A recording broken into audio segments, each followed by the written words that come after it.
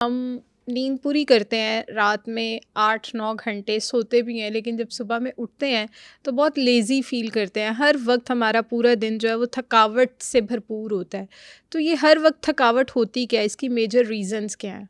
अच्छा, इकरा ये आपने आज बहुत ही अच्छे टॉपिक पे बात की। एक्चुअली हम देखें तो आजकल हर दूसरे बंदे का ये प्रॉब्लम है कि जब सुबह उठते हैं नींद पूरी करके तो वो एक फीलिंग ऑफ टायर्डनेस, एक लेथार्जी और थकावट पूरा दिन रहती है कि सो भी लिया और हमें लगता है कि हमारा ये जो टायर्डनेस है, ये हमारी जो थकावट है जो डेली बेसिस में हमारे साथ ये हो रहा है, ये ज़्यादा काम करने की वजह से या कम सोने की वजह से है। जबकि ऐसा बिल्कुल भी नहीं है। आप देखें कि बैक टू 80s में अगर हम जाएँ तो कितने हमारे जितने भी बड़े लोग थे वो कितना काम करते थे, कितनी उनकी चहलकदमी थी, कितना वो पहाड़ों पे चढ़ जाते थे, लेकिन वो उनके अंदर वो एक थकावट महसूस नहीं हो रही होती थी। सो सारी चीज़ों के पीछे आपकी डाइट है, आपकी न्यूट्रिशन है।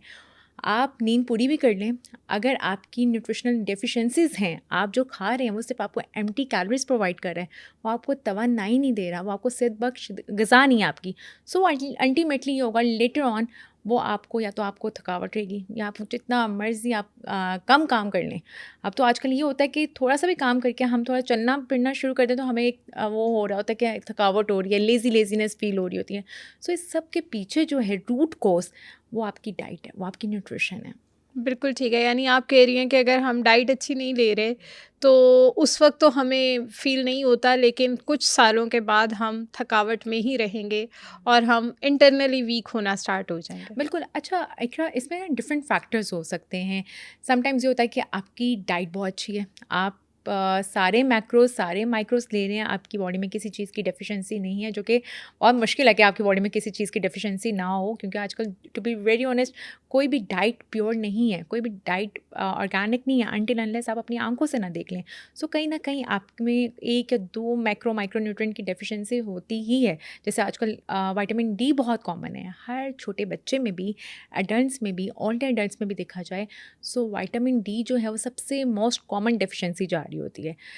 आपका सम टाइम ये होता है कि आपकी न्यूट्रिशन पूरी होती है, आप डाइट बहुत अच्छी ले रहे हैं, बट आपका लैक ऑफ फिजिकल एक्टिविटी है, स्लीप साइकिल आपका डिस्टर्ब है कि 3 से 4 घंटे, क्योंकि आजकल हमारी ये भी हो गया ना कि सारा दिन हम सो रहे हैं, रात को लेट नाइट हमारा काम चल रहा है और ये सारी चीज़ें एक्टिविटीज़ हैं। सो एक टाइम पे, क्योंकि अल्लाह ताला ने एक निज़ाम बनाया ना सुबह काम करने का और रात को आपका एक नींद का। सो हम उसके ऑपोजिट चल रहे हैं। सो ऑब्वियसली हमारी बॉडी भी हमारे ऑपोजिट चलेगी, हम सारा दिन सो रहे हैं और रात को हम जाग रहे हैं। सो एक डिफरेंट फैक्टर्स हैं, या तो आपकी डाइट या आपका आपका इरेगुलर स्लीप साइकिल है, लैक ऑफ फिजिकल एक्टिविटी है, ये सारे या स्ट्रेस जो आपका है वो आपकी बॉडी में बहुत ज़्यादा है। सो ये सारे रिस्क फैक्टर्स हैं जो आपको एक थकावट महसूस करते हैं, आपको फीलिंग ऑफ टायर्डनेस रहती है। आपने अभी ज़िक्र किया मैक्रो एंड माइक्रो न्यूट्रिएंट्स का, तो आप इसमें डिफ़रेंशिएशन बताएँगे कि ये मैक्रो और माइक्रो न्यूट्रिएंट्स कौन-से होते हैं? अच्छा, एक मैक्रोज बेसिकली होते हैं जिसमें हमारे कार्ब्स, प्रोटीन, फैट्स ये आ जाते हैं। इससे जितना हम इन चीज़ों पे बहुत फोकस कर रहे होते हैं कि हमने कार्ब्स लेने हैं, प्रोटीन लेना है, हेल्दी फैट्स लेने हैं, लेकिन जितना हमारे मैक्रोज हमारी बॉडी के लिए ज़रूरी हैं, उतने ही माइक्रोज हैं। माइक्रोज में हमारी जितने वाइटामिन, मिनरल, ये सारी चीज़ें आ जाती हैं, आपका वाटर कंटेंट, ये सारी चीज़ें जो हैं वो आपके माइक्रोज हैं। अगर आप मैक्रोज आपकी बॉडी में पूरे जा रहे हैं, लेकिन माइक्रोज जिसमें वाइटामिन और मिनरल है उसकी डेफिशिएंसी है, जैसे आजकल बहुत कॉमन है विटामिन डी, आयरन की डेफिशिएंसी, जिंक की, मैग्नीशियम की, ये सारी चीज़ें वो हैं जो आपकी बॉडी के लिए बहुत ज़रूरी हैं। सो ये एक प्रॉपर एक आपकी बॉडी का ना एक फाउंडेशन है कि ये जैसे हमारे न्यूट्रिशन में हमेशा as a dietitian I always recommend to my patients कि आपने अपनी बॉडी में, आपका मेन कंसर्न ये नहीं होना चाहिए कि आपने वेट कम करना है या वेट गेन करना है। आपका मेन कंसर्न ये होना चाहिए आपने अपनी बॉडी को इंटरनली कितना हेल्दी रखना है, और इंटरनली तब हेल्दी होगी जब आपकी बॉडी में ये 5 से 6 चीज़ें जा रही होंगी, जिसमें सबसे पहले आपका कार्ब्स आ जाता है। उसमें आपका कार्ब्स से मुराद आपका अनाज का पोर्शन, जिसमें रोटी, चावल, सीरियल्स, ब्रेड, ये तमाम चीज़ें हैं, ये कार्बोहाइड्रेट्स हैं जो आपको एनर्जी प्रोवाइड करती हैं। इसके साथ आपका प्रोटीन कंटेंट आ जाता है, जिसमें अंडा, कीमा, गोश्त, जिसमें आप लीन मीट जो होता है, दालें, प्रोटीन जो है वो गुड सोर्स ऑफ सॉरी जो दालें हैं वो आपका एक गुड सोर्स ऑफ प्रोटीन है। उसके साथ जो है आपका आ जाता है फैट्स, जिसमें हेल्दी फैट्स हम हमेशा कहते हैं, जो नट्स, सीड्स, ये जो आपके सैचुरेटेड फैट ना हो, बॉडी में जमने वाले फैट्स ना हो, वो वाले फैट्स हरगिज़ ना हो जिनको आप खाने से आप कोलेस्ट्रॉल की तरफ चले जाएँ, आप हार्ट रिलेटेड इश्यूज़ की तरफ चले जाएँ, आप फैटी लिवर की तरफ चले जाएँ। सो हेल्दी फैट्स, उसके साथ आपके विटामिन्स, मिनरल, फ्रूट्स, वेजिटेबल्स और आपकी डेयरी प्रोडक्ट्स और उसके साथ नट्स, सीड्स और आपका वाटर कंटेंट, ये तमाम चीज़ें जब आपकी बॉडी में जाती हैं तब आप एक हेल्दी इंटरनली एक इंडिविजुअल होते हैं। डॉक्टर समन, आप हमें कह रही हैं कि हमें अपना स्लीप साइकिल भी अच्छा रखना है, हमें अपनी डाइट भी अच्छी रखनी है, हमें अपना स्ट्रेस भी कंट्रोल करना है और उसके साथ-साथ हमें जो एक बायोलॉजिकल क्लॉक है उसको भी फॉलो करना है। लाइक अगर रात सोने के लिए तो हमने सोना ही है उसमें, लेकिन हमारी सबकी लाइफ में ये रूटीन चल नहीं रही होती। हम कहीं न कहीं इसके अगेंस्ट ही जा रहे होते हैं। बिल्कुल। तो ऐसी सिचुएशन में हमें कैसे खुद को ठीक भी रखना है कि हम इतना डिज़ी फ़ील ना करें, हम इतना लेज़ी फ़ील ना करें और हम खुद को एक्टिव भी रख सकें?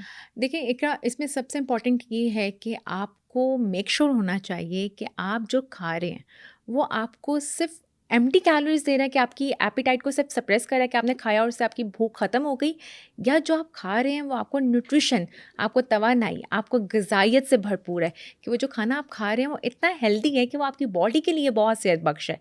या फिर वही चीज़ें जो आप जंक फूड, समटाइम ये होता है ना कि हमारी रूटीन ऐसी है कि भागो भाग वाली रूटीन है और टाइम नहीं है हमारे पास, और रेडी टू कुक चीज़ों की तरफ हम चले गए हैं, प्रोसेस चीज़ों की तरफ चले गए हैं, डब्बे में पैक शुदा चीज़ें कि बस आए और हम खा लें। सो वो चीज़ें जो हैं वो एक प्रोसेस चीज़ें हैं, एक पैक शुदा चीज़ें हैं। अब प्रोसेस चीज़ें के कोई पैकेट में चीज़ें आ रही हैं या डब्बे में पैक शुदा चीज़ें आ रही हैं, उसमें हमें आइडिया नहीं है कि वो जो उसमें चीज़ें मेंशन की गई हैं वो क्या उसमें वाकई में है या नहीं है। सो मेक श्योर करें कि फिर जो आप खा रहे हैं, अगर आपकी रूटीन ऐसी है, इतनी टफ रूटीन है, जो आप खा रहे हैं वो आपका होममेड जो कुक फूड है वो हो, और प्रॉपर जो है ग़िज़ाइयत वाला हो, न्यूट्रिशन वाला हो, ना कि ये जंक फूड, ना कि ये एम्प्टी कैलोरीज़ देने वाला फूड हो। बिल्कुल ठीक है। अच्छा, आप मुझे बताएँ कि हमें अपनी लाइफ में किस एज में जाके विटामिन्स वग़ैरह स्टार्ट कर लेने चाहिए? अच्छा इकरा, टू बी वेरी ऑनेस्ट, अगर देखा जाए तो अभी कोई भी आप बच्चों को ही किसी को देख लें, आप बच्चों को कहें भागने को और वो थोड़ी देर बाद आकर आपसे आपके पास इस कंप्लेन से आएंगे कि उनकी हड्डियों में दर्द होना शुरू हो गई है। आजकल तो चाइल्डहुड ओबेसिटी इतनी कॉमन है। सो मल्टी वाइटामिन मैं हमेशा कहती हूँ कि जहाँ अब आपकी डाइट का रोल है 50%, वहीं पे उतना ही आपका आपकी सप्लीमेंट्स का रोल है, क्योंकि इस टाइम जो है 70 to 80% जो है वो विटामिन डी की डिफिशेंसी की प्रेवलेंस हो चुकी है, कि हर छोटे, हर बड़े, हर ओल्डर एडल्ट्स में विटामिन डी की डेफिशिएंसी है। सो एक आइडियल एज जो है वो अबव 30 है, कि 30 एज के बाद आप मेक श्योर करें कि आपकी डाइट के साथ साथ आपकी बॉडी में सप्लीमेंट्स जाएँ, जो कि आपके ये आप जब भी आपको लगे आप अपने कंसल्टेंट से कंसल्ट करके कि जिसके भी सप्लीमेंट्स की, किसी भी मिनरल की, विटामिन डी की या किसी भी विटामिन की आपकी बॉडी में डेफिशिएंसी है, आप उनसे कंसल्ट करके एक रिकमेंडेड डोज के अकॉर्डिंगली आप उसको इस्तेमाल कर सकते हैं। हमें ये खुद पता चल सकता है कि हमारी बॉडी में आया अब विटामिन की कमी है या किसी मिनरल की कमी है या आयरन की कमी है? वो कौन से सिम्टम्स हैं जिससे हम ये डिफरेंशिएट कर सकें कि हमारी बॉडी में डेफिशिएंसीज चल कौन सी रही हैं? अच्छा इकरा, उसमें ये है कि जो अभी आज आपने टॉपिक ही जो रखा ना कि थकावट महसूस होना, टायर्डनेस महसूस हो जाना और थोड़ा सा भी काम करना और थक जाना, उसमें सबसे मेन रूट कोज ही है, या तो आप एनीमिक हो सकते हैं, आयरन की कमी हो सकती है, खून की कमी जिसे कहा जाता है, या विटामिन डी की कमी हो सकती है, या फिर इसके अलावा जो है जिंक, इन सारी चीज़ों की, विटामिन B12 इसकी कमी जो है वो हो सकती है कि डेफिशिएंसी है। सो मेनली ये होता है कि ये कोई एक सिम्टम नहीं आता कि जैसे लेट्स सपोज अगर विटामिन डी का हमें लगे कि हमें जो थकावट महसूस हो रही है वो विटामिन डी की वजह से हो रही है। अब वो विटामिन डी का एक कॉन्सेप्ट बना हुआ है कि विटामिन डी जब कम होगा तो हड्डियों में ही दर्द होगी, उसके अलावा कुछ नहीं होगा। जबकि आज अगर अकॉर्डिंग टू स्टडीज़ आप बात करें, सो आजकल इतना कॉमन है हेयर फॉल होना, आपको नींद ना आना, आपको बॉडी में क्रैम्प्स रहना, सो उसके पीछे भी विटामिन डी है। आपको आज डिप्रेशन हो जाना, उसके पीछे भी आपके विटामिन डी की डेफिशिएंसी है। सो ये आपको पता चलता है जब आप अपने लैब्स करवाते हैं। आप कभी भी खुद से ऐसे साइन एंड सिम्टम्स आपको तब तक आप आइडेंटिफाई नहीं कर पाते जब तक आप क्लिनिकल उसको एवेलुएशन नहीं करवा लेते हैं। आप जब तक आप उसकी क्लिनिकली लैब्स के अकॉर्डिंगली आप उसको आइडेंटिफाई ना कर लें कि आप में इस चीज़ की, इस मिनरल की, इस विटामिन की डेफिशिएंसी है।